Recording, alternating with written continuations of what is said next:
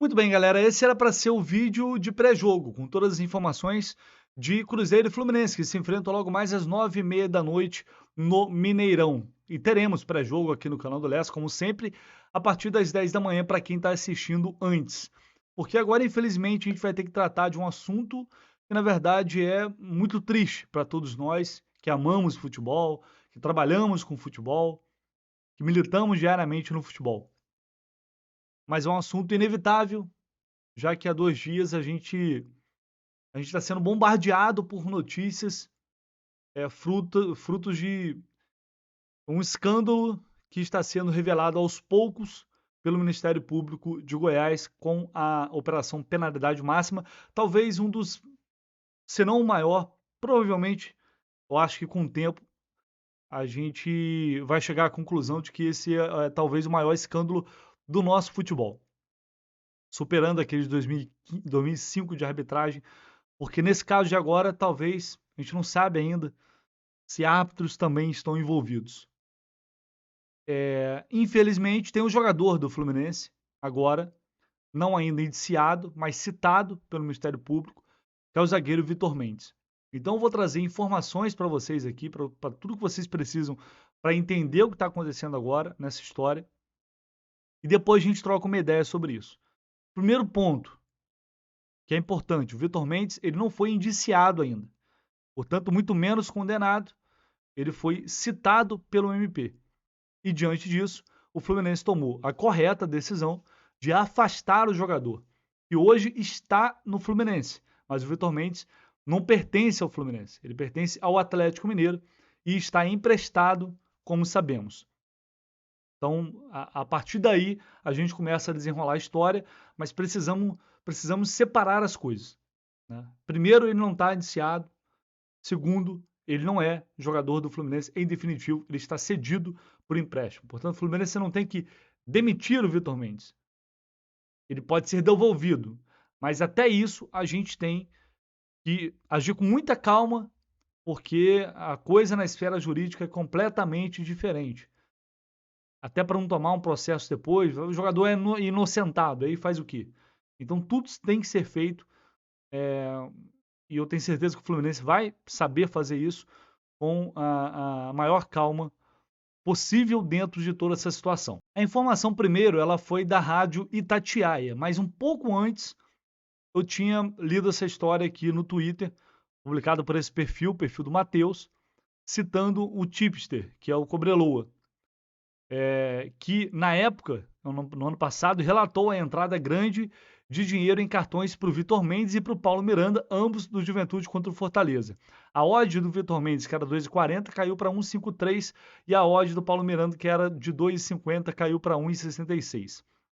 E aqui tem os posts do Cobreloa na época. Ó, eu sempre acompanho as movimentações de cartões e por algum motivo entrou uma grana forte no zagueiro Vitor Mendes do Juventude. E aí ele coloca, veja abaixo. E a mesma coisa ele fez com o Paulo Miranda. Né? Se esses cartões baterem de Juventude não estiver trabalhando em off, eu sou o Yuri Alberto. Bom, e aí o resultado foi o quê?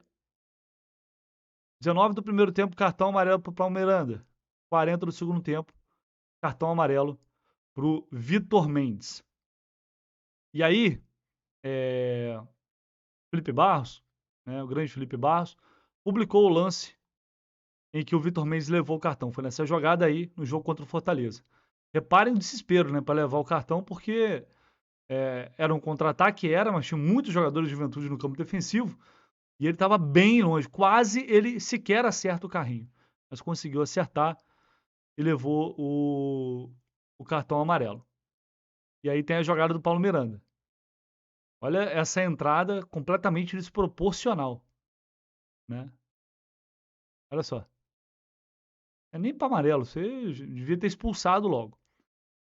E aí a gente vai para a matéria da Itatiaia, que foi a primeira que revelou essa história, ressaltando aqui que ele não foi denunciado até o momento. Vitor Mendes tem 24 anos. Prende-se aponta que o jogador teria recebido uma quantia financeira para levar cartão amarelo no jogo entre Juventude e Fortaleza. Essa quantia seria de R$ 35 mil. Nos anexos da denúncia há um comprovante de que o jogador recebeu um Pix de 5 mil em 21 de outubro de 2022 dessa empresa que é BC Sports Management. A empresa tem como sócio Bruno Lopes, preso preventivamente, apontado como um dos chefes da quadrilha de manipulação de resultados. Outro documento anexado na denúncia é um print de conversa do WhatsApp em que o zagueiro cobrou o pagamento da quantia acertada com os apostadores. E aqui estão os prints. Me quita, viado, que eu arranjo até 2. Vai cair, pô, confia não. Isso aqui é o cara, o cara da quadrilha falando. E o Vitor Mendes, sem quitar não dá. Ou seja, querendo mais. E aí, tem um. Aqui foi o tweet que eu citei, né? E aqui tem, na matéria do GE, tem uma transcrição de um áudio aqui do Vitor Mendes. E a gente já tá começando a cair daquela operação que deu certo pra gente, né? A gente já tá começando a quitar aí. Na semana passada ele falou que já que tá ele já vai fazer final de semana agora. Ele já faz, está fechado com a gente e ele vai trazer mais 2 titulares. 2 titular, né? SIC aqui, né? Então ele é 100% de certeza que ele já fez, já deu certo, mano. Pai, já falo direto com ele, deposito direto na conta dele e se vocês toparem aí, é ele e ele dá mais 2 nomes titulares aí para provavelmente tudo de Juventude. Se vocês toparem aí e quiserem fazer. O sinal dele é de 15 a 20, tá ligado? Tô tentando negociar aqui. E aqui tem mais, ó, não é isso mesmo, ó, ele topou aqui os 10 de sinal mais os 25, porque tá quitando ele, tá ligado? Ele vai trazer os 2 caras para nós, eu vou dar aquela reforçada, ele sabe como funciona porque ele já fez, mas eu vou mandar dar uma reforçada nos parceiros dele, entendeu? Tentar ver o custinho bom, custinho barato aí para nós. E aqui tem mais prints. Comprovante de pagamento. Quitado. E aqui o GE explica, né? Está na fase 2 já. O Ministério Público fez uma nova denúncia sobre manipulação. Estão sob investigação as partidas das séries A e B do Campeonato Brasileiro, além de confrontos de estaduais que aconteceram neste ano. São pelo menos 20 partidas sendo, né, analisadas pelo MP. A nova denúncia foi feita a partir da busca e apreensão de equipamentos em fases anteriores da Operação Penalidade Máxima e já foi acatada pela Justiça, que já tornou réus 16 pessoas investigadas. Os clubes e casas de apostas são tratados como vítimas pelo Ministério Público. Os casos investigados envolvem apostas para lances como punições, como os cartões amarelos ou vermelho e cometer pênaltis. Temos o jogador Sampaio Corrêa cometendo pênalti ano passado. Bruno Lopes de Moura, apostador que havia sido detido na primeira fase da operação, é visto pelo MP como líder da quadrilha no esquema de manipulação de resultados. Na fase anterior da operação, alguns jogadores foram alvos de operação de busca e apreensão. Os zagueiros Vitor Ramos, da Chapecoense, Kevin Lomônaco, do Bragantino, Paulo Miranda, do Juventude, Eduardo Bauerman, do Santos, os laterais esquerdos Igor Cariús, do Sport, Moraes, ex-Juventude, e hoje no Atlético Goianiense, e o meia Gabriel Tota, ex-Juventude, e atualmente no Ipiranga. Na atual fase, foram adicionados os nomes dos volantes Fernando Neto, jogador que jogou, defendeu o Fluminense por poucos jogos, ex-Operário, hoje no São Bernardo, e Nicolas, do Novo Hamburgo, e do atacante Jarro Pedroso, do Inter. Santa Maria. O MP pede a condenação do grupo envolvido na manipulação, além do ressarcimento de 2 milhões aos cofres públicos por danos morais coletivos. Esse Fernando Neto aqui, numa conversa, ele disse aqui para outra pessoa, disse que sentou a botina no Juba, no Luciano Juba. E aí depois ele fala, ele está recebendo aqui uma nova oferta, e aí ele acaba desistindo. Ele já tinha feito, mas prometeu que iria parar, que não iria fazer mais. E aqui ele não aceita essa oferta que foi feita a ele. E aí outra pergunta, outro questionamento que eu já faço aqui.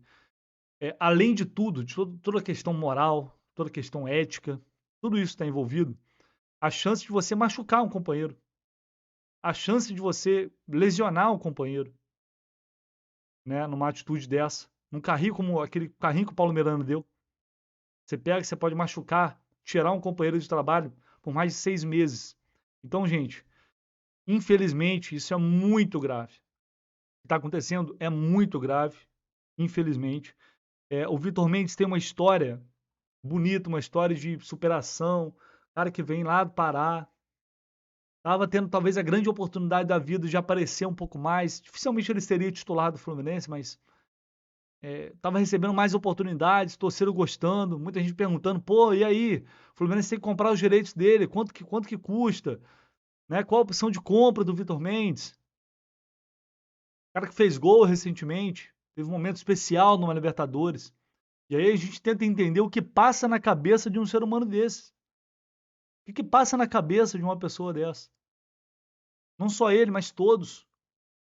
E o Vitor Mendes tem um salário baixo pro padrão do top 1 do futebol, mas nem top 1, né? Até na prateleira de baixo, mas se você recebe uma bolada dessa por cada jogo, você imagina. Ah, pô, mas o cara, sei lá, ganha 100 mil. O cara ganha mais de 100 mil, como é que se vende por 35 mil? Gente, isso é um jogo que pegaram. Você imagina o cara fazendo isso várias vezes, 2 vezes no mês, ele vai chegar no final do ano, dependendo do valor, com 1 milhão no bolso. Dependendo de quantas vezes ele fizer no mês. Então, a gente sempre achou que estava muito distante da gente, né? Porque, pô, na Série A de Campeonato Brasileiro, os caras não vão fazer isso, os caras ganham bem, não vão se colocar a carreira em jogo, colocar tudo em jogo por causa de uma mixaria. A gente pensava, eu acho que até eu pensava isso. E está acontecendo. E aí não adianta a gente julgar só pela nossa régua moral, porque o cara pode ganhar 200 mil, pode se vender por 20. Agora vocês imaginem o que rola em divisões inferiores. Em caras aí que com certeza aceitaria uma oferta de R$ 200, porque o cara ganha 3 mil numa Série C de Campeonato Carioca, ou menos, sei lá. Imagina o que não acontece. E outra, árbitros, auxiliares por aí. Até onde isso pode chegar? Até que ponto essa quadrilha atuou? Qual o tamanho dessa quadrilha? Qual o tamanho do estrago que já foi feito no futebol brasileiro? Porque eu falei, até conversando com alguns amigos, eu falei, pô, mas gente, vamos lá, futebol, será que a gente não vai, será que a gente não será, será que não estaremos sendo um tanto quanto hipócritas? Porque no futebol tem gente aí que encheu a cara, dirigiu, matou os outros, tá aí jogando.